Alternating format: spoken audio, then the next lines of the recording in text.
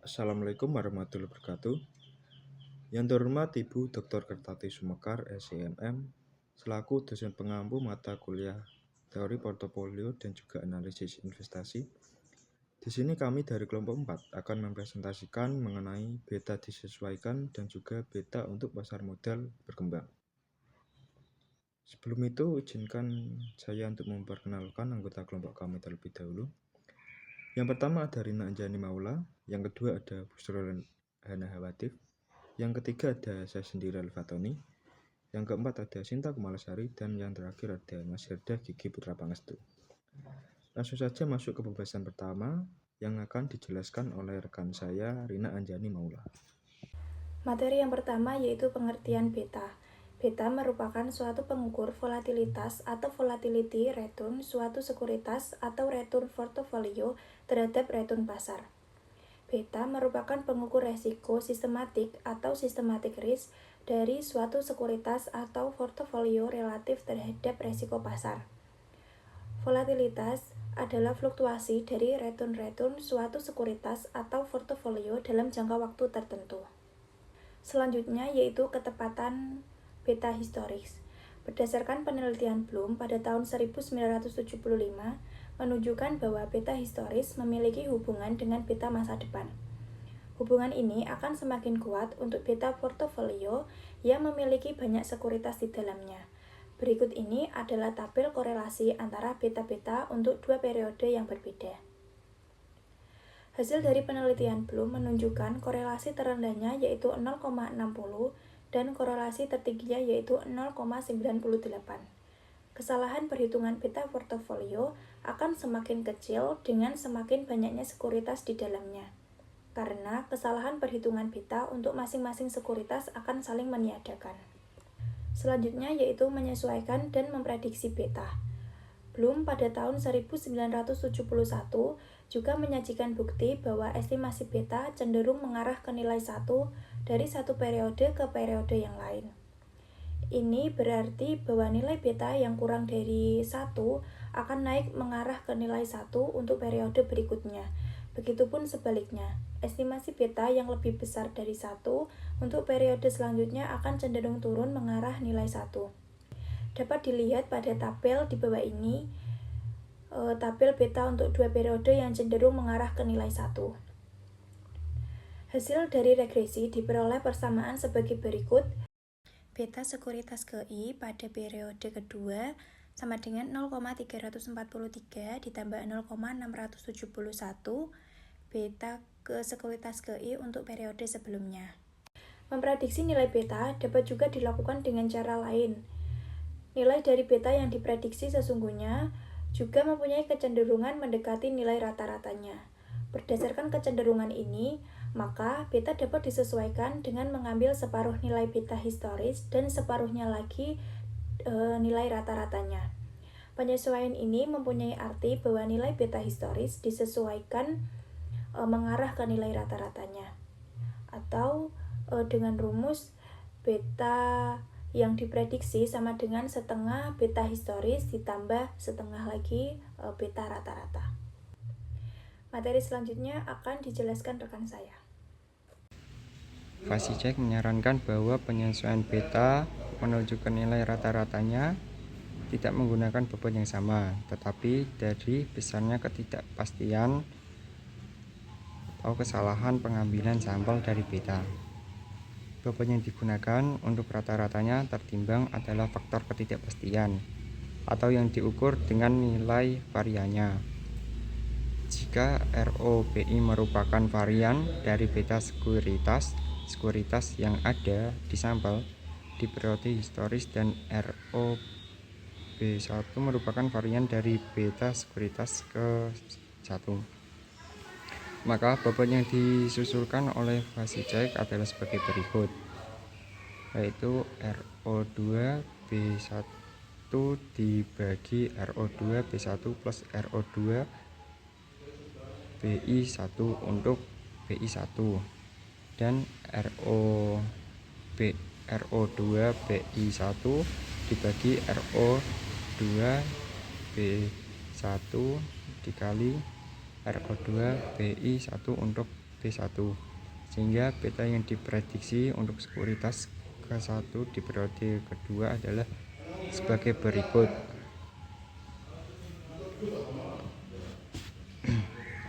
B1 BI2 sama dengan ROB1 dibagi ROB1 tambah ROB1 dikali BI1 ditambah ROB1 dibagi R2B1 ditambah R2 BI1 dikali B1. Selanjutnya yaitu beta untuk pasar modal berkembang. Beta untuk pasar modal yang berkembang perlu disesuaikan. Alasannya adalah beta yang belum disesuaikan masih merupakan beta yang bias disebabkan oleh perdagangan yang tidak sinkron atau non-synchronous trading. Perdagangan tidak sinkron. Beta sebagai pengukur volatilitas mengukur kovarian return suatu sekuritas dengan return pasar relatif terhadap resiko pasar. Kovarian dalam perhitungan beta ini menunjukkan hubungan return suatu sekuritas dengan return pasar pada periode yang sama, yaitu periode gede. Perhitungan kita akan menjadi bias jika kedua periode tersebut tidak sinkron, yaitu periode return pasar adalah periode gede dan periode return sekuritas bukan periode gede. Misalnya periode K1 atau K2 dan seterusnya. Periode gede dapat berupa harian untuk menghitung beta harian, mingguan untuk menghitung beta mingguan, atau bulanan untuk menghitung beta bulanan. Pengujian terhadap bias ada beberapa macam yang bisa dihitung untuk menghitung bias, yaitu telah diketahui bahwa rumus perhitungan beta sekuritas K1 adalah sebagai berikut. Bisa BI sama dengan COF kurang buka RI kali RM kurang tutup dibagi VAR kurang buka RM kurang tutup. Untuk beta return indeks pasar, maka rumus beta di atas menjadi BM sama dengan COF kurang buka RM kali RM kurang tutup dibagi varian RM, dan COF RM adalah sama dengan VAR RM, sehingga BM sama dengan COF RM dibagi VAR RM sama dengan 1. Ini berarti return untuk indeks pasar adalah 1. Selanjutnya yaitu koreksi terhadap bias. Terdapat 3 metode yang dapat digunakan untuk mengoreksi bias yang terjadi untuk beta sekuritas akibat perdagangan tidak sinkron, yaitu 1. Menggunakan metode Scholes dan Williams, 2. Metode Damson, ketiga yaitu metode Fowler dan Rourke. Materi selanjutnya yaitu metode Scholes dan juga William. Scholes dan juga William pada tahun 1977 memberikan solusi untuk mengkoreksi bias dari perhitungan beta akibat perdagangan tidak sinkron dengan rumus sebagai berikut ini, di mana beta I sama dengan beta I pangkat min 1 plus BI pangkat 0 plus beta I pangkat P1 per 1 plus 2 kali P1. Nah, untuk contohnya itu data didapatkan dari return saham ABCD dan return indeks pasar di tabel 12,6. Maka beta masing-masing sekuritas dapat dihitung atau didapatkan dari regresi seperti pada tampak pada tabel berikut ini. Pada tabel ini beta dihitung menggunakan lag atau periode mundur dan juga lead atau periode maju. Untuk persamaan regresinya, RIT sama dengan alpha I plus beta I pangkat min 3 RMT, di mana dapatkan saham A sama dengan min 0,451, saham B 0,0605, saham C min 0,353 dan saham D 0,971. Begitu juga seterusnya. Nah, BI3 untuk saham A adalah sebesar min 0,451. Beta ini didapatkan dengan meregresikan return saham A untuk periode ke T atau RIT dengan return indeks pasar untuk periode ke T-3 atau RMT-3. Korelasi serial antara return indeks pasar periode ke-1 dengan indeks pasar periode sebelumnya itu tampak di tabel berikut ini menggunakan rumus RMT sama dengan alpha I plus P1 RMT min 1, di mana dapatkan nilai dari P1 itu 0,325, P2 min 0,296, dan P3 min 0,035. Besarnya beta sekuritas A yang belum dikoreksi atau beta I0 adalah sebesar 0,306. Beta yang belum dikoreksi ini atau yang belum dikoreksi dari bias menurut metode dapat ditentukan menurut metode Scholes dan William menggunakan rumus beta A sama dengan beta I pangkat min 1 plus beta I pangkat 0 plus beta I plus pangkat plus 1 per 1 plus 2 kali P1. Menggunakan rumus tadi dan nilai-nilai pada tabel sebelumnya itu dimasukkan ke rumus, dapatkan beta A itu 0,693 plus 0,306 plus 0,0095 per 1 plus 2 kali nilai P1 nya tadi dapat 0,325, maka didapatkan nilai dari beta A setelah dikoreksi itu menjadi 0,590. Nah, menggunakan rumus yang sama dan cara yang sama bisa didapatkan nilai dari beta B, beta C, dan juga beta D. Secara ringkas hasil-hasil tadi, di mana beta sebelum dikoreksi dan sesudah dikoreksi menggunakan metode Scholes dan William itu dijabarkan pada tabel berikut ini, di mana didapatkan saham beta A sebelum dikoreksi itu 0,335 menjadi 0,5905. Itu nilai dari beta setelah dikoreksi menggunakan metode Scholes dan William. Begitu juga saham B 0,370 menjadi 0,442, saham C 1,228 menjadi 1,188, dan saham D 1996 menjadi 1890. Nah, hasil dari koreksi menurut metode Scholes dan William ini untuk contoh ini ternyata membuat nilai beta terkoreksi lebih mengarah ke nilai 1. Hal ini ternyata konsisten dengan materi yang sudah dijelaskan sebelum ini. Itu materi menurut Blume pada tahun 1971 yang mengatakan bahwa beta itu cenderung mengarah ke nilai 1, dan ternyata benar. Untuk materi selanjutnya akan dipresentasikan oleh rekan saya, Sinta Kumalasari. Saya akan melanjutkan materi selanjutnya, yaitu tentang metode dim sum. Dim sum pada tahun 1979 menyederhanakan bahwa Scholes dan Williams ini dengan cara menggunakan regresi berganda, sehingga hanya digunakan sebuah pengoperasian regresi saja. Berapapun banyaknya periode lag dan lead untuk sebuah periode lag dan lead, rumus beta koreaksian menurut metode dim sum untuk sekuritas LI adalah sebagai berikut. RI dikali T sama dengan AI plus beta I dikurangi N RMT dikali N ditambah beta 0 RMT dikurangi N ditambah beta 0 RMT plus N ditambah EIT dengan notasi RI dikali T sama dengan return sekuritas periode cut RMT dikurangi N sama dengan return indeks pasar periode lag RMT plus N sama dengan return indeks pasar periode lag T plus N.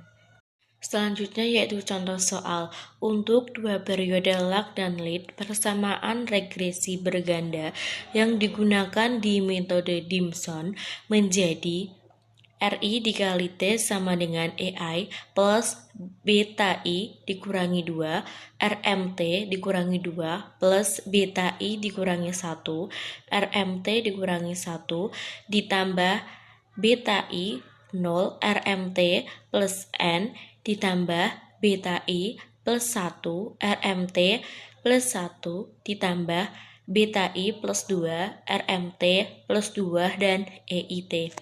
Dengan menggunakan data return sekuritas A, B, C, D, dan return indeks pasar yang ada dalam tabel, hasil koefisien regresi berganda adalah sebagai berikut. Besarnya beta koreksian menurut dimsum adalah sebesar beta A sama dengan 0,160 ditambah 0,686 dikurangi 0,308 ditambah 0,369 dikurangi 0,434, yaitu dengan hasil 0,437. Beta B yaitu 0,128 dikurangi 0,010 ditambah 0,260 ditambah 0,074 ditambah 0,030, yaitu dengan hasil 0,391. Beta C yaitu negatif 0,008 dikurangi 0,394 ditambah 1,627 dikurangi 0,483 ditambah 0,610 sama dengan 1,278. Beta D yaitu 0,153 dikurangi 0,186 ditambah 2,259 ditambah 0,305 dikurangi 0,850 sama dengan 1,683. Metode yang ketiga yaitu metode Flower dan Lorke. Metode Flower dan Lorke ini sederhana karena hanya menggunakan sebuah pengoperasian regresi berganda saja, dan beta koreksian hanya dijumlahkan dari koefisien-koefisien yang diperoleh dari regresi berganda tersebut. Flower dan Lorke pada tahun 1983 berargumentasi bahwa metode dimsum yang hanya menjumlahkan koefisien-koefisien regresi berganda tanpa memberi bobot akan tetap memberikan beta yang bias. Yang pertama yaitu operasikan persamaan regresi berganda seperti yang dilakukan di metode dimsum sebagai berikut. RI dikali T sama dengan EI plus beta I dikurangi 1, RMT dikali 1 ditambah beta I 0, RMT ditambah beta I plus 1, RMT plus 1 ditambah EIT. Yang kedua yaitu operasikan persamaan regresi untuk mendapatkan korelasi serial return indeks pasar dengan return indeks pasar periode sebelumnya sebagai berikut. RMT plus EI ditambah P1 RMT min 1 plus EI. Materi selanjutnya akan dijelaskan oleh teman saya. Selanjutnya, hitung bobot yang digunakan sebesar WI sama dengan 1 plus P1 per 1 plus 2 kali PI. Hitung beta koreksian sekuritas ke I yang merupakan penjumlahan koefisien regresi berganda dengan bobot BI sama dengan WI kali BI min 1 plus BI 0 plus WI kali BI plus 1. Contoh soal, dari data return sekuritas A, B, C, D, dan return indeks pasar yang ada di tabel 12.6, hasil regresi berganda untuk satu periode lag and lead adalah RAT sama dengan 0,0115 ditambah 0,612 RMT min 1 min 0,322 RMT plus 0,007 RMT plus 1 plus EAT. RBT sama dengan 0,005 ditambah 0,085 RMT min 1 min 0,227 RMT plus 0,109 RMT plus 1 plus EBT. RCT sama dengan 0,0076 min 0,211 RMT min 1 min 1,365 RMT min 0,146 RMT plus 1 plus ECT. RDT sama dengan min 0,025 min 0,606 RMT min 1 plus 2,450 RMT min 0,100 RMT plus 1 plus EDT. Penyelesaian. Hasil persamaan regresi untuk relasi serial adalah sebagai berikut. RMT sama dengan 0,017 ditambah 0,325 RMT min 1 plus EAT. Besarnya bobot yang digunakan adalah WI sama dengan 1 plus 0,325 per 1 plus 2 kali 0,2 kali 0,2 kali 0,325 sama dengan 0,803. Besarnya beta koreksian menurut Flower dan Lorke adalah sebesar beta A sama dengan 0,803 kali 0,612 kurangi 0,322 tambah 0,803 dikali 0,007 sama dengan 0,175.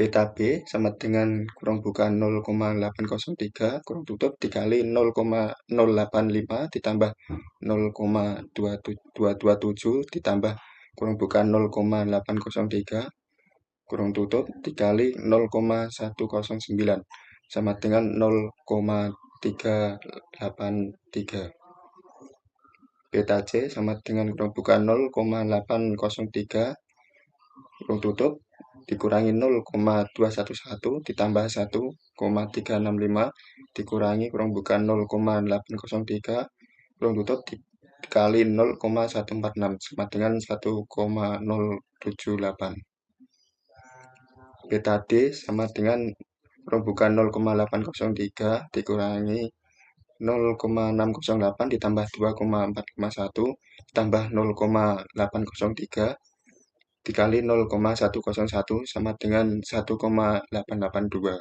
Penyelesaian. Untuk dua periode long and late, koreksi beta dilakukan dengan mengoperasikan regresi berganda.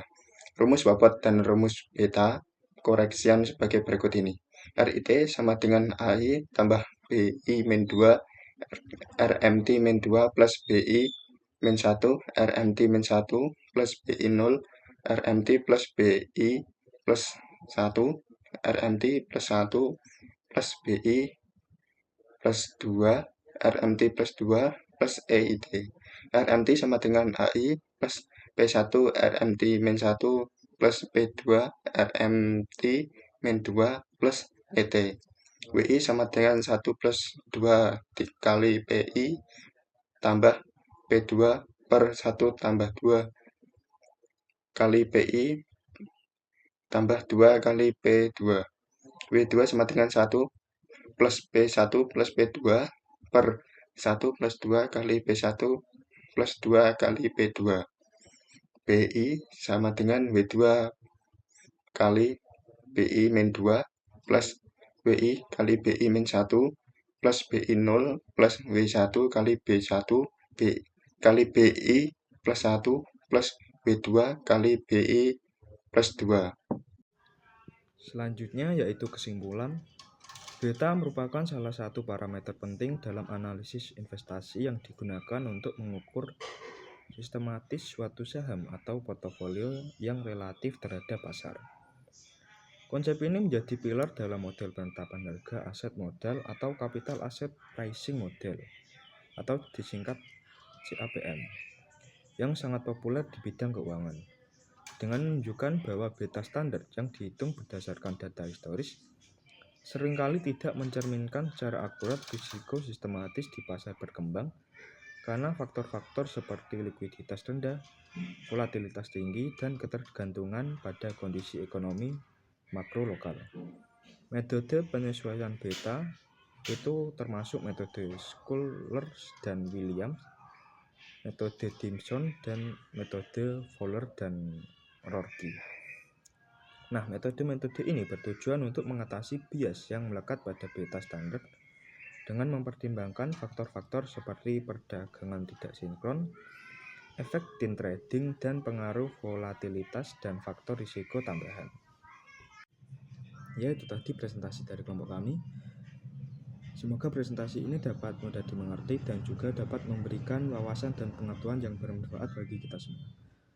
Nah, sekarang untuk teman-teman yang ingin bertanya atau ada materi yang belum dipahami dapat bertanya pada tempat yang sudah disediakan. Sekian presentasi dari kelompok kami, kurang lebihnya kami mohon maaf. Akhir kata, wassalamualaikum warahmatullahi wabarakatuh.